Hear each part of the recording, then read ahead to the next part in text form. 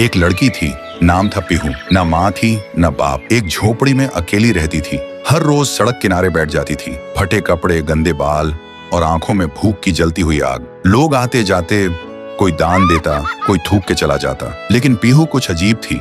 जिसने उसे खाना दिया उसके हाथों में फूल खिलते थे, और जिसने उसे नजरअंदाज किया या हंस के निकला, कुछ न कुछ उसका कट के ही रहता था। एक दिन शहर का सबसे बड़ा ठेकेदार तिवारी सेठ को जोर से सूसू लगी थी। वहीं जगह आके गाड़ी रोकता है। गाड़ी से उतरते हुए देखकर पीहू हाथ जोड़ के बोली, भूख लगी है अंकल, कुछ दे दो। तिवारी ने हंस के कहा, जा भाग यहाँ से भूतनी के, और बिना शर्म के उस मासूम लड़की के ऊपर ही सूसू कर दिया। पीहू चुप रही, कुछ बोली नहीं, बस अपनी आंखों से सेठ को देखा। अगले दिन ब्रेकिंग न्यूज थी। तिवारी सेठ की गाड़ी का ब्रेक फेल हुआ था और पेड़ से टकराई और सिर धड़ से अलग। लोग बोले, कुदरत का न्याय है।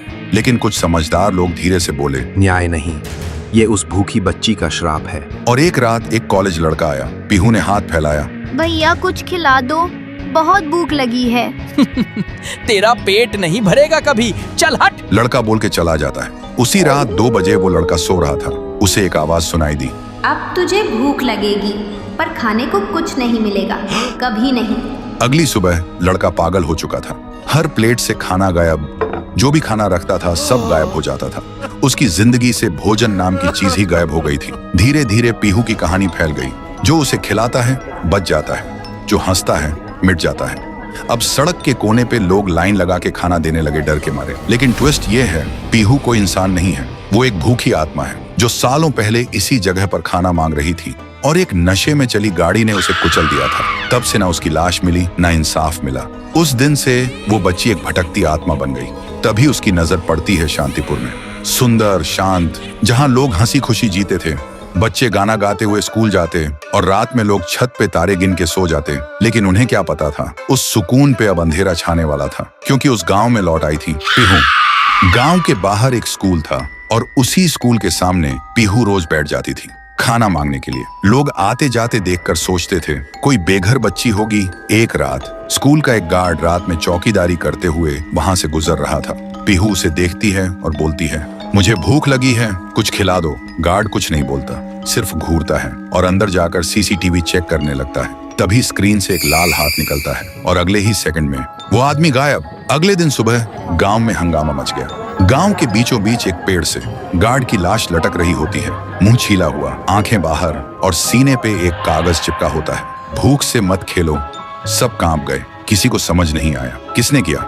उसी दिन 9वीं क्लास का एक लड़का खाना खाते हुए पीहू के पास जाता है और बोलता है, खाना चाहिए भिखारी, जा अपने बाप से मांग, और हंस के चला जाता है। पीहू कुछ नहीं बोलती, बस चुप रहती है। अगली रात उसकी माँ चीख चीख के रोड पे भागती है, मेरा बेटा अंदर से खाली हो गया है।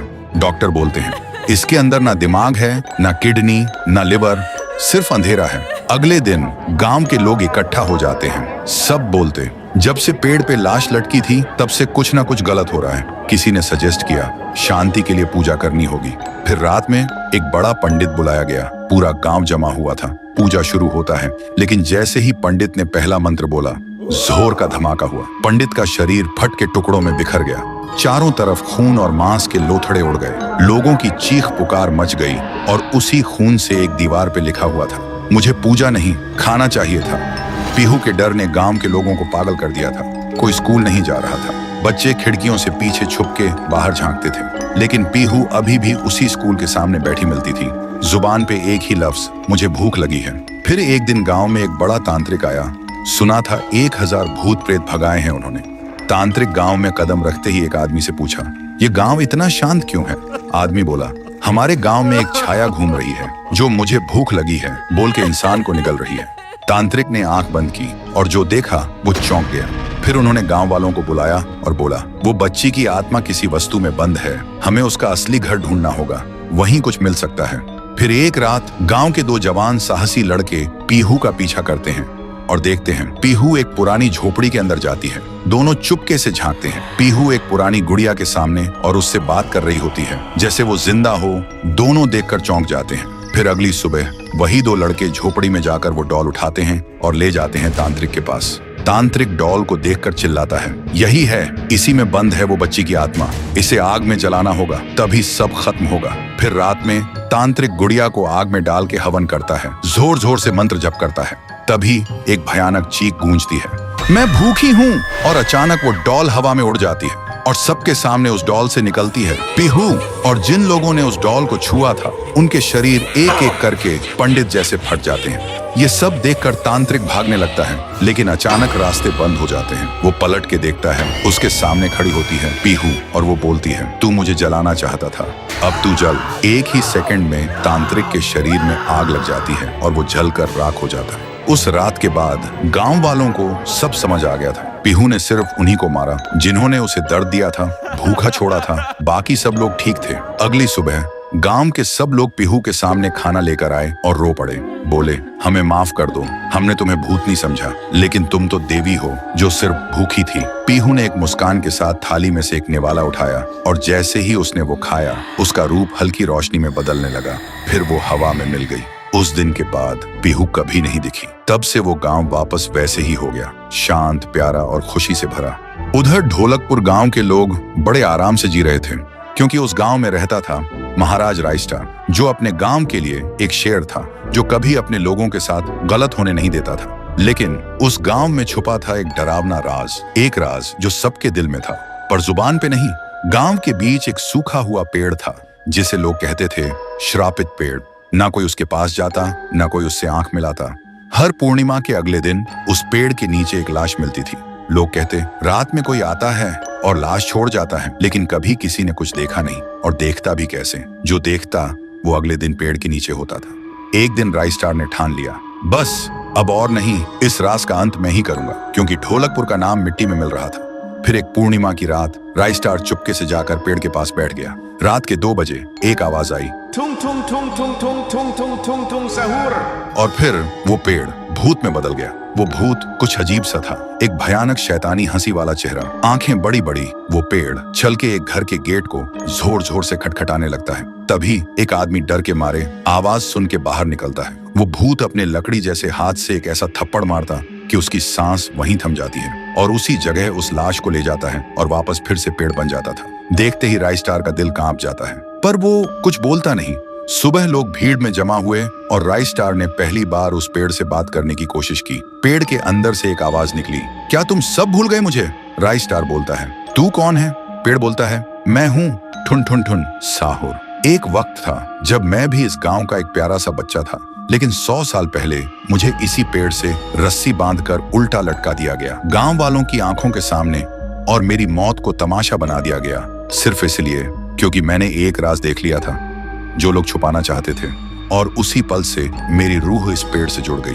उस दिन से मैं इंसान नहीं, एक सज्जा बन गया, और हर पूर्णिमा में एक राजदार को चुनता हूँ और फिर उसे उसकी खामोशी का हिसाब देता हूँ। राइस्टार बोलता है, लेकिन अब तो वो लोग मर चुके हैं ना, जो तेरा कसूरवार थे। अब तू मासूम लोगों को क्यों मार रहा है? पेड़ कुछ देर चुप रहता है, फिर बोलता है, ठीक है, बस एक बार मुझे याद करो, एक दिया जला दो, फिर मैं कभी किसी को नहीं मारूंगा। फिर रात में सब लोग आते हैं, एक एक दिया जलाते हैं, और तभी पेड़ अपने आप से आग पकड़ लेता है, और आखिर में मुक्ति मिलती ठुन ठुन ठुन साहुर को। उस दिन के बाद गांव में कभी कोई लाश नहीं मिली। हर पूर्णिमा में लोग एक दिया जलाकर उसकी यादों को जिंदा रखते हैं, क्योंकि अगर भूल गए तो सपने में एक आवाज सुनाई देती थी, Tung tung tung tung tung tung tung tung tung सहूर। देखते ही देखते 1 साल बीत गया। गांव के लोग फिर से खुशी से जीने लगे थे, लेकिन एक अमावस्या की काली रात में ग्रेवयार्ड के बीच खड़ी एक पुरानी टूटी फूटी हवेली, जिसके अंदर सिर्फ अंधेरा और सड़ी हुई लाशों की तेज बदबू थी, वहीं हवेली के सबसे अंधेरे कमरे के बीच खून से बना एक आह्वान मंडल जमीन पर अजीब सी चमक के साथ जगमगा रहा था। उसके बीच एक पुरानी गुड़िया रखी थी, और आह्वान मंडल के इर्द गिर्द 3 तांत्रिक उस गुड़िया पर श्रापित काला जादू की विधि कर रहे थे। 3 तांत्रिकों की आवाज एक साथ गूंज रही थी। मंत्र इतने भयानक, इतने गहरे थे कि जैसे हर श्रापित अंधेरों के आत्मा को आजाद कर रहा हो। तभी हवेली के अंदर चारों तरफ से हर तरह के भूत प्रेत की आत्माएं हवा को चीरते हुए सीधा उस गुड़िया के अंदर घुसने लगी, और जैसे ही आखिरी आत्मा घुसी, गुड़िया की आंख खुल गई, और अचानक वो 3 तांत्रिक टुकड़े टुकड़े होकर बिखर गए। तभी गुड़िया उठती है और जोर जोर से हंसने लगती है। उसका हंसना इतना तेज, इतना खौफनाक कि पूरा ग्रेवयार्ड कांप उठता है और पैदा हुई शैतानी रूह से भरी एक राक्षसी गुड़िया। फिर एक दिन गांव के कोने में दो छोटी बच्ची गाना गाते गाते खेल रही थी। तभी वो गुड़िया आती है और दो बच्चों का गाना चुपचाप एक अजीब सी मुस्कान के साथ सुनने लगती है। उसकी हरकतें एकदम अजीब थी और जैसे ही बच्चों ने उस गुड़िया को देखा, उनका गाना एकदम बीच में रुक गया, क्योंकि इससे पहले उन्होंने कभी चलती हुई गुड़िया नहीं देखी थी। अगले ही पल वो गुड़िया दोनों बच्चों के करीब आई और उनका खून चूस कर दोनों को मार देती है। फिर एक रात कुछ ऐसा हुआ जो फिर से ढोलकपुर वालों की रातों की नींद हराम हो गया। लाशें फिर से मिलने लगीं। हर 2 दिन बाद किसी न किसी के घर के सामने एक कटी हुई लाश पड़ी होती। गांव फिर से कांप उठा। एक दिन सब लोग महाराज के पास पहुंचते हैं और रो रो कर गांव की घटनाओं के बारे में बताते हैं। रात को महाराज 2 सेनापतियों से कहते हैं, जाओ और खोजो इस कांड के पीछे कौन है। लेकिन सुबह सिर्फ उनकी लाशें लौट कर आईं। एक का सिर था ही नहीं, दूसरे के पैर कट चुके थे। महाराज समझ गए कुछ तो लौट आया है, कुछ जो सिर्फ मौत का खेल खेल रहा है। और फिर कहते हैं, अब इस जंग का सामना मुझे ही करना होगा। उसी रात महाराज चुपके से गांव में आते हैं और एक पेड़ के पीछे खुद को छुपा लेते हैं। और ठीक रात के 2:30 बजे अचानक कहीं से धुआं छा जाता है और उस धुएं के अंदर से एक आवाज आती है,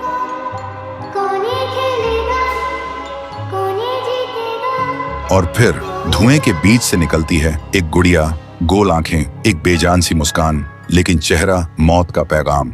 वो गुड़िया एक घर के गेट तक जाती है और बच्चों जैसा एक गाना गाने लगती है। उसके गाने की आवाज सुनकर एक आदमी बाहर आता है और अगले ही पल वो गुड़िया उसका सिर चबा जाती है। वो आदमी तड़प तड़प के वहीं जमीन पर गिर जाता है। महाराज सब कुछ देखते हैं, उनकी आंखें भर जाती हैं। उन्हें समझ आ जाता है इसके सामने जाना मतलब खुद का अंत लिखना है। अगली सुबह गांव के लोग इकट्ठा होते हैं। महाराज कहते हैं, ये पिछले भूत से भी ज्यादा डरावनी है।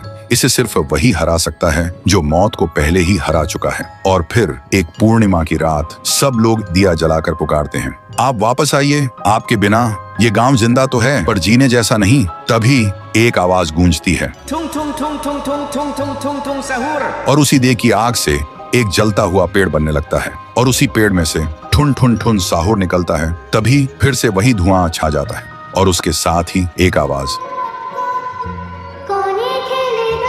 सब लोग घुटनों के बल गिर जाते हैं और कांपती आवाज में बोलते हैं, हमें बचाइए, वो आ गई है। ठुन ठुन ठुन साहुर एक जोरदार जंप करता है और सीधा उस धुएं में घुस जाता है और शुरू होती है एक आखिरी जंग। ठुन ठुन ठुन साहुर और गुड़िया की। जमीन कांपने लगती है, आसमान से बिजली गिरती है और जब धुआं हटता है तो दिखाई देता है गुड़िया बिखर चुकी थी। हाथ अलग, सिर अलग, पैर अलग। और तब से गांव में फिर से एक नई सुबह हुई। महाराज मुस्कुराए, गांव वाले जीने लगे और उस दिन के बाद ठुन ठुन ठुन साहुर सिर्फ एक भूत नहीं रहा, गांव का रक्षक बन गया। लेकिन उसी रात कुछ ऐसा हुआ जो किसी को भी पता नहीं चला। गुड़िया का सिर, हाथ, पैर अपने आप जुड़ने लगे थे और फिर वो वहां से चली गई।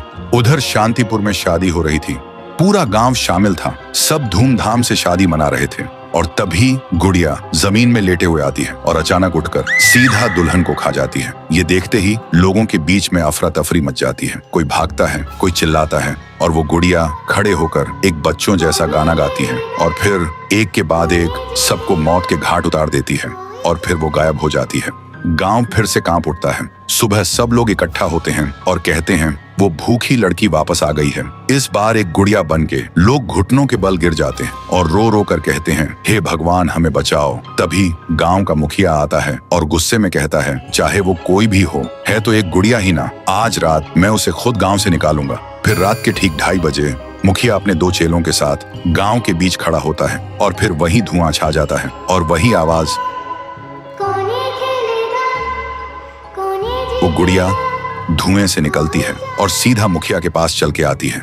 मुखिया कहता है, निकल जा मेरे गांव से, नहीं तो तुझे यहीं बिखरा दूंगा। गुड़िया हंसती है और कहती है, तेरे से पहले भी किसी ने ये सोचा था। और उसी पल वो गुड़िया बड़ी होने लगती है और अपनी पैर से तीनों को कुचल के मार डालती है। सुबह जमीन पे सिर्फ खून के धब्बे रह गए थे, लाशें जैसे हवा हो गई हो। लोग समझ गए ये कोई आम गुड़िया नहीं, इसके अंदर कुछ और ही शक्ति है। तभी गांव की एक बूढ़ी औरत कहती है, इस गुड़िया को हम गांव से नहीं निकाल सकते, इसे तो सिर्फ पीहू ही गांव से निकाल सकती है। फिर सभी लोग उसी जगह जाकर खाना रखते हैं और दिल से पीहू को पुकारते हैं, भूखी देवी वापस आइए, गांव को बचाइए। तभी जमीन से एक आवाज निकलती है और मिट्टी से बनने लगती है पीहू। लोग चिल्लाकर कहते हैं, देवी हमें बचा लो। फिर रात होती है। वो गुड़िया गाना गाते हुए आती है, लेकिन अचानक पीहू उसके सामने आ जाती है। गुड़िया रुक जाती है। पीहू उसे पकड़ने जा रही होती है, लेकिन गुड़िया हवा में उड़ जाती है। पीहू भी उसके पीछे उड़ जाती है और अपनी आंखों से आग छोड़ के गुड़िया को जलाने की कोशिश करती है, लेकिन गुड़िया एक धुएं में छुप जाती है और फिर अचानक पीहू के पीछे आके उसे एक जोर का वार करती है। पीहू आसमान से जमीन पे आ गिर जाती है और फिर वो गुड़िया पीहू की शक्ति छीनने लगती है। पीहू की ताकत धीरे धीरे गुड़िया के पास जा रही होती है। कुछ देर बाद पीहू जमीन पे गिर जाती है। जब वो उठती है तो देखती है उसका शरीर धुंधला हो गया है और जब वो अपने आप को छू रही थी तो हाथ उसके शरीर के आर पार जा रहा था। वो वहीं गिर के रोने लगती है और जोर से चिल्लाती है और उसकी आवाज सीधा उसके भाई के कानों तक पहुंचती है। लेकिन इधर उसका भाई सोच रहा था। लगभग 150 साल पहले की बात। ढोलकपुर गांव के एक कोने में एक परिवार रहता था। उस परिवार में था पीहू, उसका बड़े भाई साहुर और उनके मम्मी पापा। एक सुबह पीहू और साहुर घर के बाहर खेल रहे थे और अंदर उनकी मम्मी किचन में खाना बना रही थी। वो थोड़ी जल्दी में थी और तभी अचानक उनके कपड़ों में आग लग जाती है। वो चीख चीख के चिल्लाने लगती हैं। पीहू और साहुर मम्मी की चीख सुनकर भागकर अंदर आते हैं और जैसे ही मम्मी को जलते हुए देखते हैं वो चिल्लाते हैं, पापा जल्दी आओ पापा। पापा भागकर आते हैं, लेकिन मम्मी को बचाने के लिए जैसे ही हाथ बढ़ाते हैं उनके कपड़ों में भी आग पकड़ लेती है और कुछ ही सेकंड्स में दोनों जलकर राख हो गए। पीहू और साहुर सिर्फ देखते रह गए, जैसे पूरी दुनिया ही खत्म हो गई हो। अब पीहू घर में अकेली रहने लगी और साहुर हर दिन खेतों में काम करता, सिर्फ इसलिए ताकि उसकी बहन भूख से ना रहे। एक पूर्णिमा की रात थी।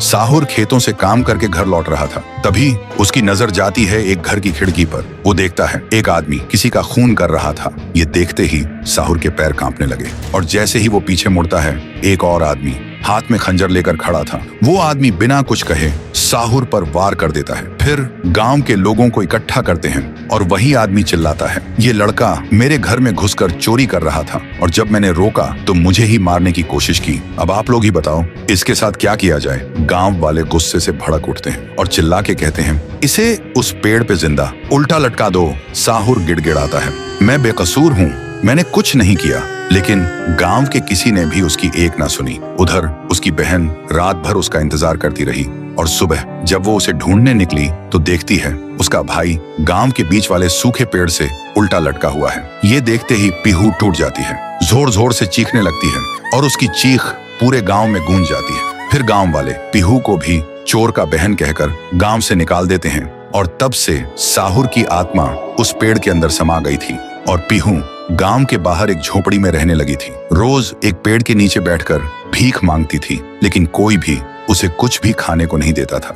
वो बस भूखी पेट पेड़ के नीचे लेटी रहती थी। साहुर भी अपनी बहन का दर्द महसूस कर पाता था, लेकिन वो कुछ नहीं कर सकता था। फिर एक दिन पीहू रास्ते में खाना मांग रही थी और तभी एक नशे में चली गाड़ी ने उसे कुचल दिया था। तब से पीहू एक भूखी आत्मा बन गई जो हर गांव में भटकती थी, सिर्फ एक ही बात कहकर, मुझे भूख लगी है। ये सब याद करते ही तुंग तुंग तुंग साहुर की आंखों से आंसू टपकने लगते हैं और तभी उसे अपनी बहन की आवाज सुनाई देती है और बिना कुछ सोचे तुंग तुंग तुंग साहुर उस सूखे पेड़ के अंदर से निकलता है और अंधेरे में सीधा उस आवाज की तरफ चल पड़ता है। उधर शांतिपुर गांव में रात के अंधेरे में लोगों में अफरा तफरी मच गया था। गुड़िया अब एक विशाल रूप ले चुकी थी, पूरे गांव में तांडव मचा रही थी, लोगों को पैर से कुचल रही थी। हर तरफ सिर्फ लोगों की चीख गूंज रही थी। पीहू अभी भी जमीन पे पड़ी होती है, उसकी रूह धीरे धीरे मिट जा रही होती है। तभी तुंग तुंग तुंग साहुर आता है और अपनी बहन को जमीन पर पड़ा देखकर उसकी आंखों से एक बार फिर आंसू टपकने लगते हैं। पीहू थोड़ा कांप के उठती है और कमजोर आवाज में पूछती है, तुम कौन हो? साहुर बोलता है, मैं तेरा भाई साहुर। पीहू का गला भर आता है और बोलती, भैया तुम यहाँ कैसे? साहुर कहता है, मेरी बहन ने पुकारा, मैं कैसे ना आता। फिर साहुर अपनी जादुई छड़ी घुमाता है और आसमान से एक तेज रोशनी पीहू पर आ गिरती है। उसी पल पीहू की सारी शक्ति फिर से लौट आती है। तभी गुड़िया तेजी से वही गाना गाने लगती है। उसकी आवाज से पूरा गांव कांप उठता है। साहुर बोलते हैं, इसे तो एक बार मैं खत्म कर चुका था, फिर ये यहाँ कैसे? फिर साहुर गांव के लोगों को एक खाली मैदान में इकट्ठा करता है और एक कवच के अंदर सबको सुरक्षित कर देता है। और एक बार फिर से आसमान चमकने लगता है। साहुर गुड़िया को मौत के घाट उतारने लगता है। एक ही पल में गुड़िया टुकड़ों में बिखर जाती है, लेकिन उसी वक्त उसके टुकड़े खुद ब खुद जुड़ने लगते हैं और गुड़िया हंसने लगती है। पीहू बोलती है, भैया इसे हम ऐसे नहीं खत्म कर सकते, इसे आग से जला के खत्म करना होगा। तभी साहुर अपने जादू से गुड़िया को कस के पकड़ता है और पीहू अपनी आंखों से आग निकालती है और गुड़िया को जला देती है। गुड़िया चीखती है और छोटी होने लगती है। कुछ ही देर बाद गुड़िया जलकर राख हो जाती है और हवा में पूरी तरह से गायब हो जाती है। फिर गांव से काली छाया हट जाती है और सूरज निकलता है। पूरा गांव एक आवाज में गूंज उठता है, जय हो पीहू देवी की, जय हो तुंग तुंग तुंग साहुर की। साहुर मुस्कुराता है और कहता है, मुझे वापस जाना होगा। पीहू भी आंखों में आंसू लेकर गांव वालों को अलविदा कहती है और एक रोशनी के साथ दोनों हवा में गायब हो जाते हैं। अब गांव वालों की आंखों में सिर्फ एक ही चीज थी, पीहू और साहुर की याद और खुशी के आंसू। तब से शांतिपुर में एक बार फिर से शांति लौट आई थी। लेकिन जलने से पहले जब साहुर ने अपने जादू से उसे कस के पकड़ रखा था, तब गुड़िया अपनी एक उंगली चुपके से जमीन पर गिरा दी थी। फिर गुड़िया आग में जलकर राख बन गई थी और वो उंगली अब भी वापस लौटने के लिए अपने वक्त का इंतजार कर रही है।